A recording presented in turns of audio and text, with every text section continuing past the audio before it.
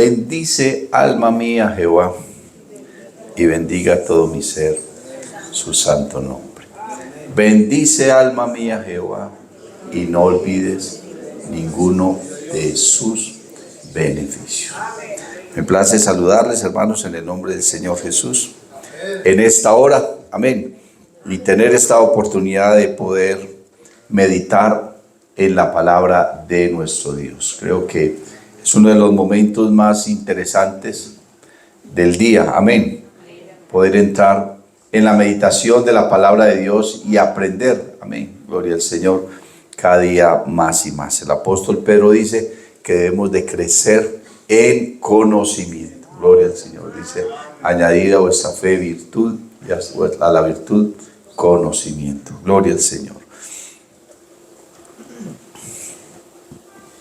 Libro de Apocalipsis, capítulo número 3, versos 14 y siguientes. Dice así, el mensaje a Laodicea. Escribe al ángel de la iglesia en Laodicea. He aquí el amén, el testigo fiel y verdadero, el principio de la creación de Dios, dice esto. Yo conozco tus obras, que ni eres frío ni caliente.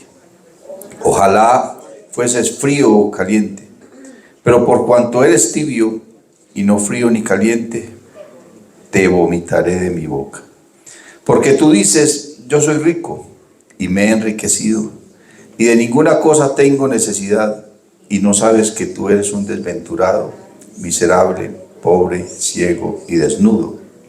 Por tanto, yo te aconsejo que de mí compres oro refinado en fuego, para que seas rico, y vestiduras blancas para vestirte, y que no se descubra la vergüenza de tu desnudez, y unge tus ojos con colirio para que veas.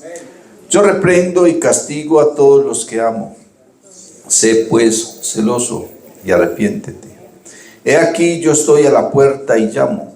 Si alguno oye mi voz y abre la puerta, entraré a él y cenaré con él y él conmigo. Al que venciere le daré que se siente conmigo en mi trono, así como yo he vencido y me he sentado con mi Padre en su trono. El que tiene oído, oiga lo que el Espíritu dice a las iglesias. Bendito el nombre del Señor. Vamos a pedirle a Dios que hable a nuestra vida conforme a su propósito y conforme a su voluntad. Señor Jesús, exaltamos y glorificamos, Señor, tu nombre que es sobre todo nombre. Ayúdanos, guíanos. Conforme a tu propósito, Señor, habla a nuestra vida, instrúyenos. Enséñanos, Señor Jesús, tu senda. Necesitamos conocerla, necesitamos saberla, oh Dios del cielo. En tu nombre santo te lo pedimos, Señor Jesús. Amén y amén. Gloria al Señor. Por favor, pónganse cómodos, hermanos. Gloria al Señor Jesús. Bien, hermanos, estamos mirando acá la última iglesia a la que el Señor le habla en este libro de Apocalipsis, gloria al Señor.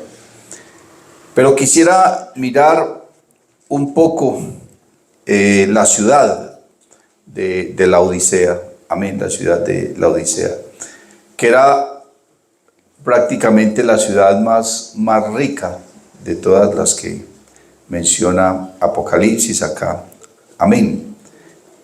Y era una ciudad supremamente comercial. Fue fundada por ahí 260 años más o menos, 260, 280 años antes de Cristo, por Antíoco II.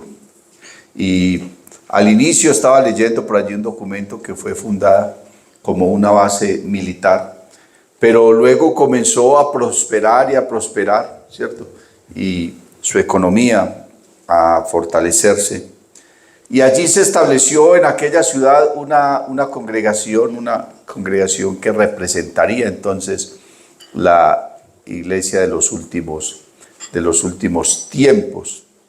Estaba también por allí leyendo que es muy posible que Pablo desde Éfeso haya enviado a Epafras, uno de sus discípulos, gran pastor de la palabra, a esta ciudad, y que él precisamente fue el que fundó la iglesia en la Odisea. No la ciudad de la Odisea ya lleva muchos años de haber sido fundada, pero la iglesia en aquella ciudad, al parecer, fue un discípulo de Pablo llamado Epafras, también conocido como Epafrodito. La Biblia lo menciona como Epafrodito también, gloria al Señor Jesús. Un hombre que Dios usó de manera especial. El apóstol Pablo lo enviaba a un lugar, a otro, a predicar, a llevar cartas, a llevar el mensaje, amén, a corregir muchas cosas, a instruir en doctrina la iglesia. Bendito el nombre del Señor Jesús. Y entonces Dios toma esta iglesia con su actitud, con su carácter, porque créame, hermano, así como cada creyente tiene una actitud y tiene un carácter, las congregaciones también lo tienen. Gloria al Señor. Dios nos ha permitido administrar varias congregaciones. Amén. Aunque yo conozco muchas congregaciones. En el tiempo en que fuimos directivos, pues tuvimos la oportunidad de visitar muchas iglesias y llegar de pronto a enfrentar situaciones difíciles en muchas congregaciones, con sus pastores, en fin.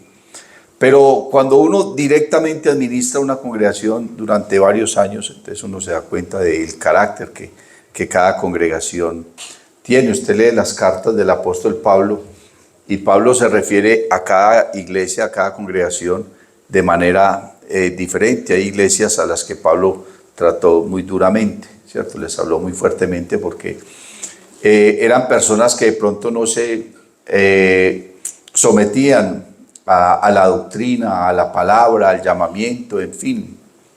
Se generaban desórdenes en las congregaciones, tales como la iglesia en Galacia, que Pablo le dice a la iglesia en Galacia que ellos habían empezado en el espíritu y cómo fue que terminaron en la carne, ¿cierto? O sea, comenzaron a descuidar su vida espiritual. Mire, por ejemplo, la iglesia de Éfeso. Pablo le escribe una carta a los efesios, tremenda carta, la es conocida como la carta magna del apóstol Pablo, una carta profundamente doctrinal a una iglesia fortalecida, a una iglesia bendecida.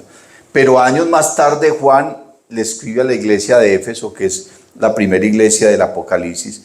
¿Y qué le dice el Señor a la iglesia de Éfeso? Tengo contra ti que has dejado tu primer amor, ¿cierto?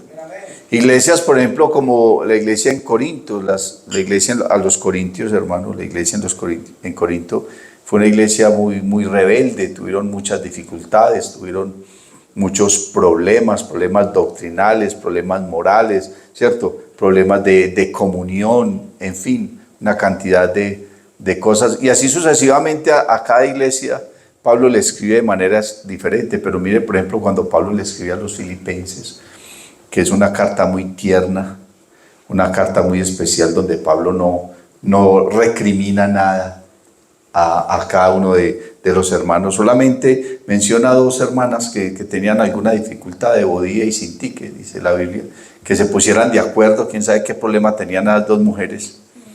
Y no falta. ¿Cierto?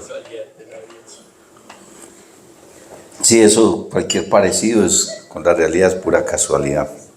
No falta, hermano. Entonces, la iglesia en Filipos fue una iglesia muy especial.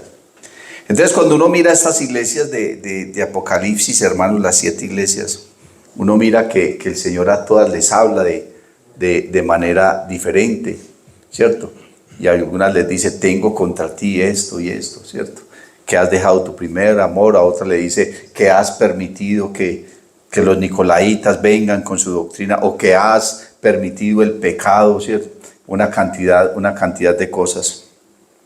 Y mire que a la iglesia de Filadelfia el Señor prácticamente no le recrimina nada. Fue una iglesia muy muy preciosa, fue una iglesia muy maravillosa, una época de la iglesia, hermano, muy gloriosa. Hablábamos de que el descubrimiento de América y todo esto benefició en gran manera el evangelio, porque la gente de Europa comenzó a escapar de la Inquisición, a escapar, ¿cierto?, de los tentáculos del catolicismo y de la religión, y entonces acá en América encontraron un lugar donde se podía predicar el evangelio de una manera más pasiva, de una manera más tranquila, sin tanta persecución. Bendito el nombre del Señor Jesús.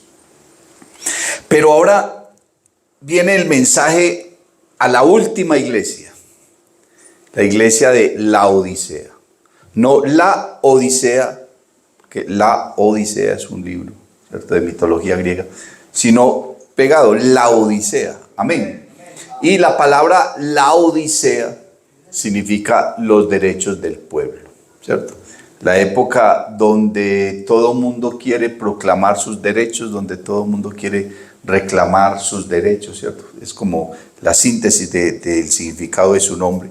Y la iglesia de la Odisea entonces tiene su inicio en los años 1900. De los años 1900 en adelante. Leía por ahí que la iglesia de Filadelfia y la iglesia de la Odisea eran prácticamente casi la misma, sino que era una continuidad.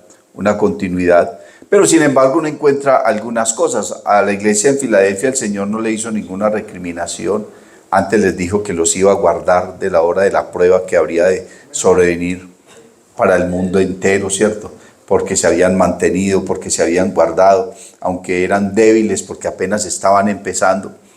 Pero a la iglesia de la Odisea el Señor le dice cosas muy fuertes, ¿cierto? Y mire precisamente cómo inicia el mensaje a la iglesia de la Odisea. Dice: y escribe al ángel de la iglesia en la Odisea, he aquí el amén. Esa sola expresión, hermano, ya está indicando el fin. Está indicando que son los últimos tiempos. Está indicando que ahí va a terminar todo. Dice: he aquí el amén. El amén es una conclusión, el amén es una finalidad. Bendito el nombre del Señor Jesús. Y presenta al Señor Jesús como el testigo fiel y verdadero. Dice, el principio de la creación dice esto. Entonces el Señor Jesús se muestra a sí mismo, amén, como el principio de todas las cosas.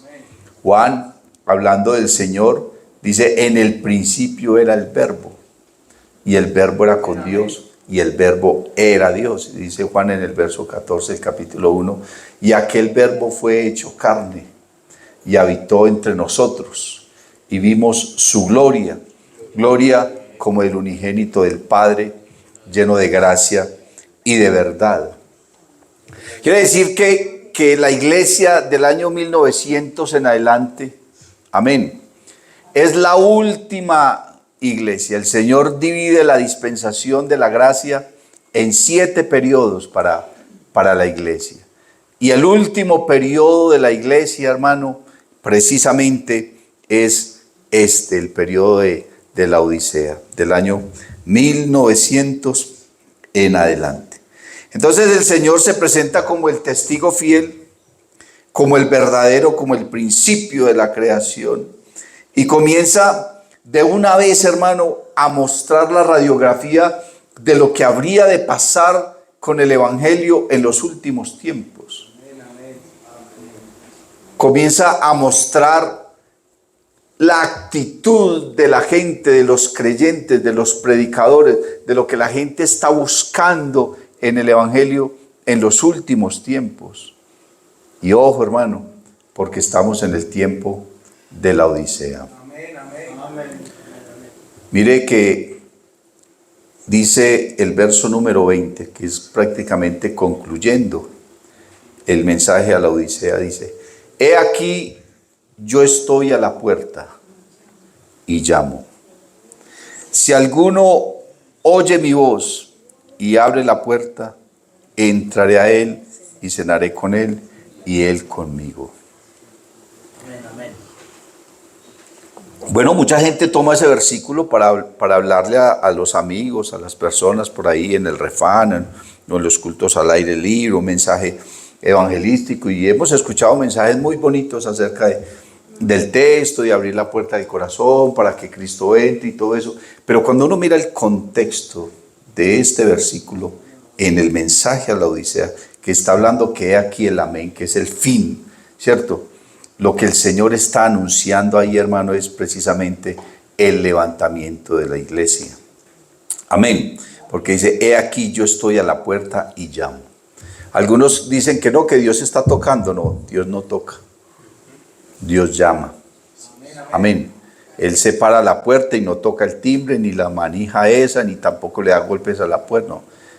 Él lo que se para es a la puerta y llama. Alabanzas al nombre del Señor Jesús. Y llama.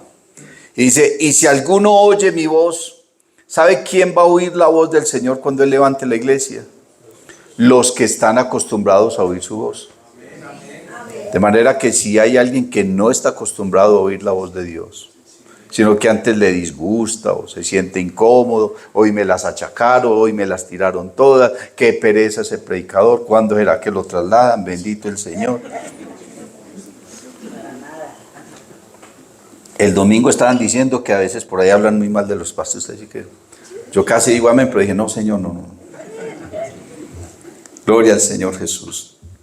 Recuerdan, hermanos, que en días pasados, hablando del levantamiento de la iglesia, yo les decía que el Señor no lo va a levantar a usted ni me va a levantar a mí, sino que Él va a levantar es lo que hay de Él en nosotros. De manera que si nosotros estamos llenos de Él, entonces nos va a levantar. Pero si no tenemos nada de Él, aquí nos vamos a quedar. Por eso dice, si alguno oye mi voz y abre la puerta, entraré a Él. ¿Para qué? Para poderlo levantar. Y cenaré con Él, está hablando de las bodas del Cordero, y Él conmigo. Eso a manera de paréntesis, porque el capítulo 4 y el verso 1 ya habla literalmente del levantamiento de la iglesia, y lo vamos a ver más adelante. Entonces en el verso 15 el Señor de una vez muestra la radiografía de lo que habría de pasar con la predicación del Evangelio, con la iglesia en los últimos tiempos, o sea, con el cristianismo, podemos decirlo. Con el cristianismo. Porque no todo el cristianismo es iglesia. Pero la iglesia está dentro del cristianismo, porque para ser iglesia tenemos que ser cristianos. ¿Cierto? Pero no todo el que se dice ser cristiano realmente es hijo de Dios. Dice, yo conozco tus obras, que ni eres frío ni caliente. Ojalá fueses frío o caliente. Pero por cuanto eres tibio y no frío ni caliente, te vomitaré de mi boca. Porque tú dices, yo soy rico y me he enriquecido y de ninguna cosa tengo necesidad. Y no sabes que tú eres un desventurado, miserable, pobre, ciego y desnudo. Entonces el desplazamiento de tanta gente del viejo continente al continente americano que está joven, que está reluciente, donde hay muchas condiciones propicias para la predicación del Evangelio y países donde afloraba más el Evangelio que la misma religión, aunque los españoles quisieron traer a este continente la religión católica y trajeron sacerdotes y comenzaron a cambiar la cultura de las personas que encontraron acá, ¿cierto? Y les traían un espejito y por un espejito se llevaban 10 o 20 kilos de oro. O sea, y se llevaron todas las riquezas y quisieron dejar acá en el continente americano el catolicismo. No en todas partes fue así. Algunos países como Colombia, en algunos lugares de Latinoamérica, lograron sembrar la semilla del catolicismo y por eso es que predomina el catolicismo en la mayoría de nuestros países, sobre todo en los países latinos. Pero en los países del norte no, en Estados Unidos predomina más el Evangelio, abunda más el Evangelio y en Canadá y en aquellos lugares abunda más el Evangelio que el mismo catolicismo. Entonces los lugares donde se comenzó a sembrar más que todo el evangelio. Entonces fueron sitios muy propicios para la predicación del evangelio. Y eso llevó a que comenzaran a crecer las iglesias, pero que las iglesias cristianas comenzaran a buscar algo diferente a la salvación. Hoy en día, en nuestra época, usted ve que hay iglesias cristianas de todos los colores, de todos los tamaños, de todas las... por todo lugar, con doctrinas que uno dice, ¿de dónde sacan eso, cierto? Con ideas. Iglesias donde solamente se predica prosperidad, bienestar, superación personal, ¿cierto? Una cantidad de cosas, menos santidad, arrepentimiento, ¿cierto? Consagración, salvación, vida eterna. Las doctrinas que son importantes en la palabra de Dios, el perdón de los pecados, la transformación de la vida, el nuevo nacimiento. La mayoría, usted mira en las redes sociales, hermano, predicadores por todas partes, mega iglesias, ¿cierto? Mega iglesias. ¿Y qué están buscando todas esas mega iglesias? En una ocasión, un hermano me decía, hermano, vea, fundaron una mega iglesia en tal parte y que no sé qué, y eso me decía, y eso allá van como 2,000 o 3,000 personas. Y yo le dije, ¿usted se maravilla de eso? Si usted reúne a todos los pentecostales en Medellín, no cabemos en el estadio. Entonces, ¿cuál es realmente la mega iglesia, cierto? Somos la segunda iglesia cristiana más grande en todo Colombia, después de la iglesia católica. Entonces se han establecido y se han fundamentado, hermano, iglesias por doquier, iglesias por toda parte, todo tipo de predicadores con todo tipo de mensaje, y la gente se deja vislumbrar por eso. Porque han tomado el evangelio es precisamente como un comercio. La iglesia en la Odisea se caracteriza, hermano, por su tibieza espiritual, por el conformismo, ¿cierto? Por el hecho de simplemente estar ahí y no querer superarse como cristianos, sino que lo que quieren es un predicador que les hable de todas estas cosas, de superación personal y todo lo que les acabo de mencionar. Eso es lo que la gente quiere en las iglesias hoy en día. Usted viniendo del oriente para acá, por el aeropuerto, hermano, encuentra unas iglesias, unas construcciones que uno dice, qué cosa tan increíble, eso debió haber costado mucho dinero, ese templo. Y son puras iglesias, y usted va, hermano, a esos cultos y allá no te predican la doctrina. Amén. Allá te enseñan simplemente, hermano, lo que ellos necesitan para que la gente esté ahí y poder recaudar dinero, y es lo que más están buscando. Entonces, por eso es que el Señor le dice a la iglesia, diría yo, al cristianismo de los últimos tiempos, yo conozco tus obras, que ni eres frío ni caliente. Dice, ojalá fueses frío o caliente, ¿cierto? Está hablando de un conformismo. Pero por cuanto eres tibio y no frío ni caliente, te vomitaré de mi boca. ¿Cómo mirará el Señor todas esas supuestas mega iglesias? Todos esos predicadores en las redes sociales que hablan una cantidad de barbaridades y que antes se refieren mal al verdadero cristianismo. ¿Cómo mirará el Señor, hermano? Creo que le dan náuseas a Dios cuando mira lo que han hecho del evangelio, un mercader, ¿cierto? Solamente una ganancia. Y mire lo que el Señor le recrimina, es porque la iglesia y porque ellos mismos dicen, yo soy rico. Mire que la ciudad de la Odisea era la ciudad más rica de todas esas ciudades del oeste asiático, de la provincia de Frigia. Y era la más rica y ellos tenían ese concepto de que todos allá eran ricos. Pero parece que esa iba a ser la actitud de los creyentes en la última época. Yo soy rico, como quien dice, ¿yo qué necesito? Yo no necesito nada. Muchas veces uno va a exhortar a una persona Y a veces la persona ni siquiera tiene buena actitud para recibir el consejo que se le va a dar. Y muchas personas le contestan a uno, yo sé. ¿A usted un hijo no le ha contestado así alguna vez, levantando el... ¿Cierto? Ahí le dice, hay del que levanta los hombros y dice, ea. Como quien dice, yo sé, no me diga nada, ¿qué me va a venir usted a decir? Yo conozco. Entonces, ese conformismo, hermano, bendito el nombre del Señor Jesús, lleva a la iglesia de la Odisea a ser una iglesia sumamente recriminada por el Señor, la iglesia en los últimos tiempos. A mí me llama la atención porque el Señor, hablando de su venida, dice, en el día en que menos pienses. Está hablando de un conformismo grande. El día que menos pienses, ¿cierto? Dice, el Hijo del Hombre vendrá como ladrón en la noche. Imagine que el Señor se compara con un ladrón, no porque venga a robarse algo, no. El Señor se va a llevar algo que es de Él, sino que es porque el ladrón no avisa. A usted no lo llaman a las 4 de la tarde, Señor, vea, yo me llamo fulano de tal, soy ladrón de profesión y voy a llegar a medianoche a su casa. No, a usted no lo llaman a decirle ese tipo de cosas. ¿Cierto que no?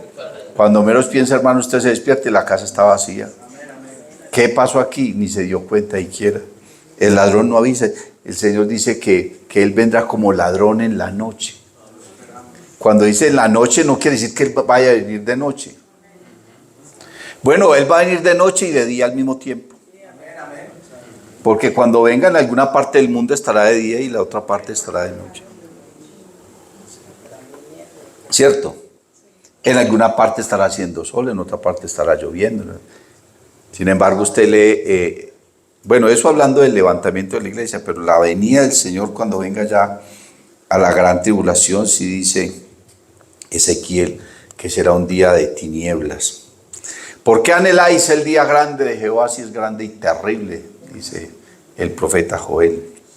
El Señor le dice a la iglesia de la Odisea, porque tú dices, yo soy rico y me he enriquecido y de ninguna cosa tengo necesidad, y no sabes que tú eres un desventurado. ¿Cómo está mirando el Señor todos esos supuestos cristianismos por ahí? Tanta gente, aún dentro de la misma iglesia del Señor, tantas personas llenas de conformismo, gente que ya no busca la presencia de Dios, que no les interesa nada. Dice, tú eres un desventurado, miserable, pobre, ciego y desnudo. Y viene el consejo del Señor, viene la exhortación del Señor. Por tanto, yo te aconsejo que de mí compres oro refinado en fuego. O sea, la Biblia dice que el cristiano verdadero tiene que ser probado. Y tiene que ser probado ¿cómo? Como el oro. Amén. Porque el oro es el que soporta las temperaturas y soporta lo que venga. ¿Cuánta gente, hermano, se hace bautizar y comienzan los caminos del evangelio y viene cualquier situación y pum, no volvió? ¿Qué le pasó a fulano? Que no volvió. Algo le sucedió y estaba muy flojo, estaba muy débil. No aguantó. ¿Cierto? Juan el Bautista, hablando del Señor, dijo que Él nos iba a bautizar ¿qué? Con Espíritu Santo y fuego. Bendito el nombre del Señor Jesús. Y Pablo, hablando de esto a los Corintios en el capítulo 3, en la primera carta, le dice a la iglesia, porque nadie puede poner otro fundamento el cual ya está puesto, que es Cristo Jesús. Dice, pero cada cual, no está hablando de la congregación, sino de cada uno. Usted es el que tiene que mirar, sino que cada cual mire cómo sobreedifica. Si usted está edificando su vida espiritual basado en lo que el pastor fulano hace, en lo que la esposa del pastor no sé cómo, que en la líder no sé qué, y entonces si usted coloca su mirada en lo que las demás personas están haciendo, entonces usted está más perdido que ellos. Yo me pongo a pensar, hermano, en la iglesia de los primeros tiempos, si se hubieran puesto a mirar a los discípulos de la gente, no, ¿cuál evangelio? Mire Judas, lo que hizo, vendió al Señor y fue y se ahorcó y no sé qué. Vea ese Tomás tan incrédulo, no creía nada y decía que no. Vea ese Pedro, ¿cierto? Negó al Señor y lo maldijo y, no sé, y todos los otros salieron corriendo. Entonces, si la iglesia se hubiera fundamentado en lo que los discípulos hicieron, no habría iglesia. Bendito el nombre del Señor Jesús, no habría iglesia. Pero la Biblia dice, puestos los ojos en Jesús, el autor y consumador de la fe. Alabanzas al nombre del Señor Jesús. Entonces Pablo dice, cada uno mire cómo sobreedifica. Y habla de 6 materiales con los que usted puede edificar su vida espiritual, ya usted verá. Entonces, y esos materiales vienen en decadencia. Y dice oro, plata, piedras preciosas. Y luego se baja a un nivel mucho más rastrero, porque usted comparar la madera con piedras preciosas, pues nada que ver, ¿cierto? De oro, plata, piedras preciosas, madera, peor, heno, que es comida del ganado, ¿cierto? Pasto. Y hojas secas, hojarasca, que se las lleva el viento, ¿cierto? Usted lee el Salmo número 1 y habla de las hojas que son, dice, hablando de los injustos, que dice que son como el tamo que lleva el viento, la hoja seca que el viento la arranca del palo. ¿Y dónde va a parar una hoja seca? ¿Cierto? Cae por allá en cualquier lugar y pasa de ser seca a estar podrida, porque el fin de una hoja seca, o el fuego, ¿cierto? Que las recogen y sirven solamente para quemarlas. Entonces, ¿usted con qué está edificando su vida cristiana? Porque cuando hablamos de oro, la Biblia cuando habla de oro está hablando de la gloria de Dios. Es una persona que realmente se quiere llenar de la gloria de Dios. Que realmente lo único que le importa es Dios, la salvación, y lo adora en espíritu y en verdad. Y su vida está consagrada y dedicada a buscar realmente, así le digan fanático. Pero realmente, y no está mirando lo que otro haga. Es que el creyente que se pone a mirar lo que el otro está haciendo, ya está más grave que él. Y va a estar igual de perdido que aquel otro. Pero luego Pablo dice, plata. La plata es muy costosa y es muy fina también, pero le falta la gloria del oro, ¿cierto? Son creyentes muy calidosos, pero parece que les falta algo. El Señor le dijo al joven rico, una cosa te falta, ¿cierto? Una cosa te... Si el Señor nos mirara aquí, nos hablara y usted pudiera hablar con Dios y le dijera, Señor, ¿qué debo hacer para heredar la vida eterna? Y el Señor le dijera, una cosa te falta. ¿Qué será lo que te falta? ¿Cierto? ¿Qué le dijeron al rey Belsasar? Pesado has sido en balanza y fuiste hallado falto, ¿cierto? Y en el Salmo dice, el hombre pesado en balanza pesa menos que nada. Le falta la gloria de Dios. Luego piedras preciosas, podemos hablar de las piedras preciosas como lo que está puesto en la vitrina, al gusto, al ojo. ¿Cuál te gusta? ¿Te gusta esta o te gusta aquella otra? No me gusta más este predicador, no me gusta más esta iglesia, no me gusta más esta doctrina. Y están buscando de todo menos lo que realmente deberían buscar. Y parecen muy valiosas, parecen muy costosas, pero al final no tienen la calidad del oro. Y luego hablamos de madera, imagínense. La madera es muy bonita, muy hermosa, pero si usted la deja al sol, se tuerce, ¿cierto? Se tuerce. ¿Y qué me dice del heno? Pasto, vive en la boca de todo el mundo. Ahí es donde está el heno, en la boca de todo el mundo habla de, porque ¿qué van a hablar? No hablan nada. Y luego la hoja seca que es llevada por el viento.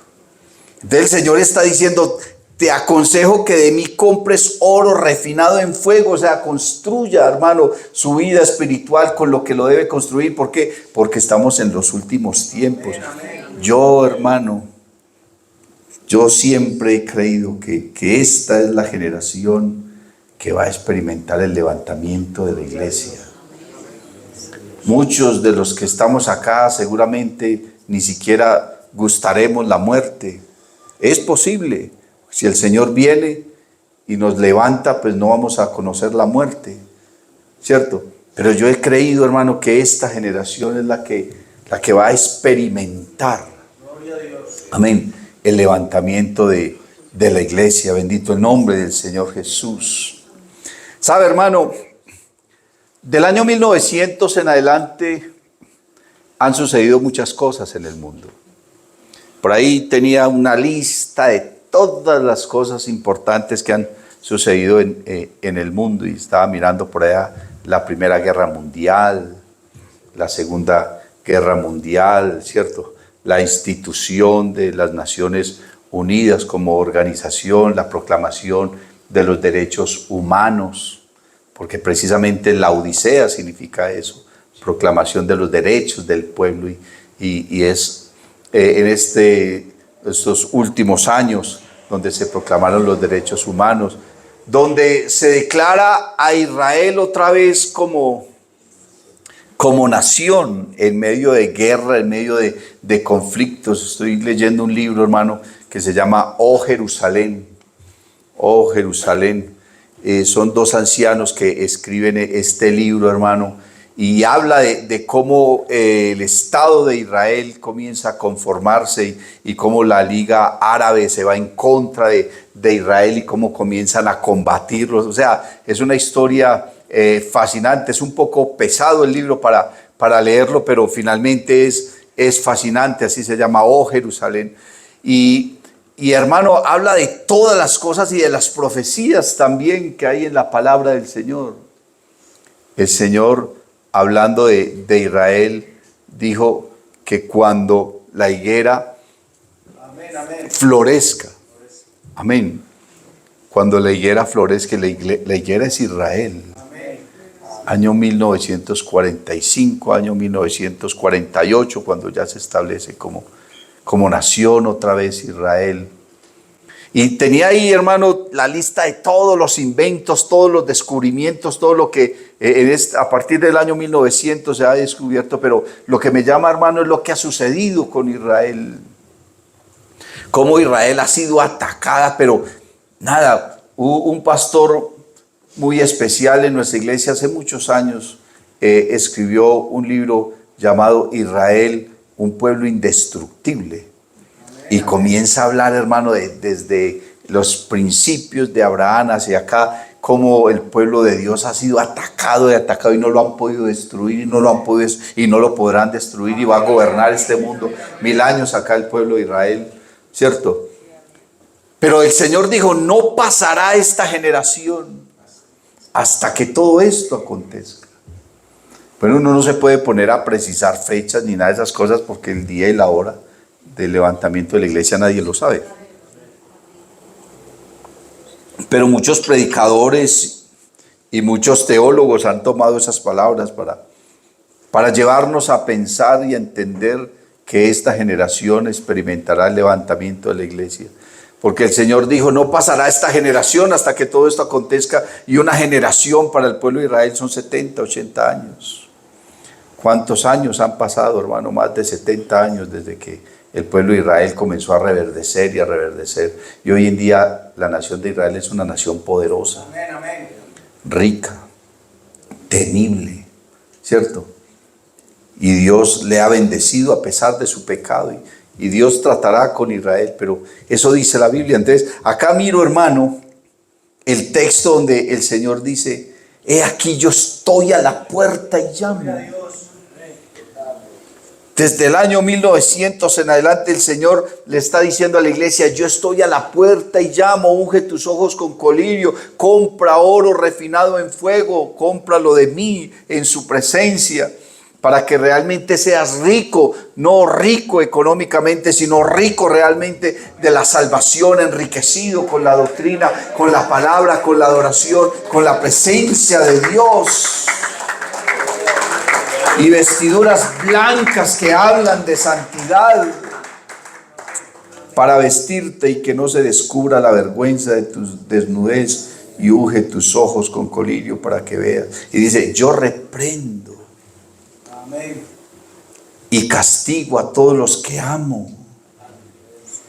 Y mire, hermano, lo que el Señor nos manda a predicar: no prosperidad, no riqueza. Aunque eso está en la Biblia, uno podría trazar un mensaje, muchos mensajes hablando de eso. Y claro, Dios prometió prosperidad y prometió una cantidad de cosas. Pero aquí está lo que el Señor nos manda a predicar en los últimos tiempos. Alabanzas al nombre del Señor. Sé pues celoso y arrepiéntete. El Señor le dijo muy claramente a sus discípulos que se predicase el arrepentimiento y el perdón de los pecados. Alabanzas al nombre de Jesús. Es en estos tiempos donde necesitamos predicar, hermano, las doctrinas verdaderas de la palabra de Dios. La doctrina que habla realmente del arrepentimiento, del perdón de pecado, del nuevo nacimiento, de la santidad, hermano. No llenarnos de conformismo y de modernismo como está hoy en día mucha gente en las congregaciones. Simplemente, ay, es que mire cómo tal persona se viste, mire este otro lo que dijo. ¿Qué importa lo que hagan los de adentro, los de afuera? No importa. Que yo estoy aquí no porque sea la Iglesia Pentecostal Unida de Colombia. Yo estoy aquí, hermano, es porque aquí conocí a Jesucristo. Y aquí me salvó, y aquí me mostró su salvación, y aquí me hizo ministro. Alabanzas al nombre del Señor. Pero mire lo que el Señor le dice a la iglesia después de que dice, he aquí yo estoy a la puerta y llamo. El verso 21 dice, al que venciere. ¿Al que venciere a quién? La lucha con el hermano que está al lado, al que venciere que el pleito allá en la fiscalía, al que venciere allá el conflicto con su compañero de trabajo, no. Es al que venciere sobre sí mismo. Porque usted tiene que vencer es a quién, a ese viejo hombre que hay en usted, a esa naturaleza, hermano, humana, a esa naturaleza adámica es la que usted tiene que vencer. Usted tiene que superar sus traumas, sus frustraciones, sus amarguras, sus tristezas, sus odios. Usted tiene que superarlo todo. Por eso Pablo dijo, hermano, ciertamente olvidando lo que queda atrás. Gloria a Dios. Eso es un desafío muy grande. Porque es que a uno le duele mucho lo que le pasó, lo que le hicieron, lo que le dijeron, lo que no sé qué, lo que no sé cuándo.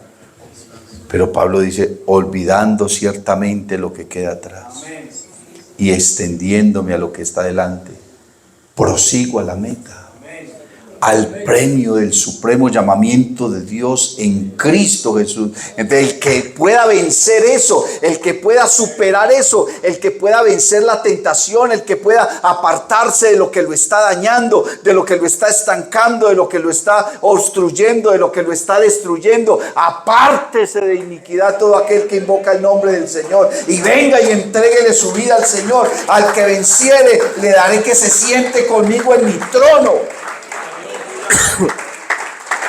así como yo he vencido y me he sentado con mi Padre en su trono. Y el verso 22 dice, esto es ¿para quién? Para el que realmente pueda oír, y oír con sabiduría, y oír con entendimiento. El que tiene oído, oiga.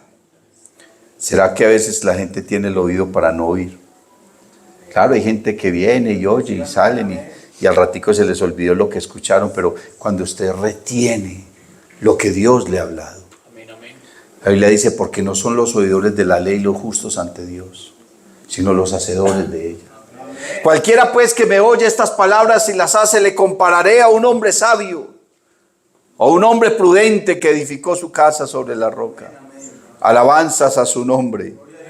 El que tiene oído, oiga lo que el Espíritu dice a las iglesias. Ahí está el Señor presentando su palabra, presentando el mensaje, lo que hay que predicar en los últimos tiempos, lo que hay que buscar en los últimos tiempos, lo que hay que creer en los últimos tiempos. Hermano, y estamos en el tiempo de la Odisea. Aquí el amén. Y eso lo está diciendo él mismo, el testigo fiel y verdadero. ¿Y quién más fiel y verdadero que Cristo Jesús? El principio de la creación de Dios dice esto. El que tiene oído para oír, oiga lo que el Espíritu dice a las iglesias. Dios te bendiga. Si te ha gustado esta predicación, te invito para que visites mi canal en YouTube y en Facebook, Eduard David Taborda. Suscríbete y activa las notificaciones. Estoy seguro de que esta palabra será poderosa para tu vida.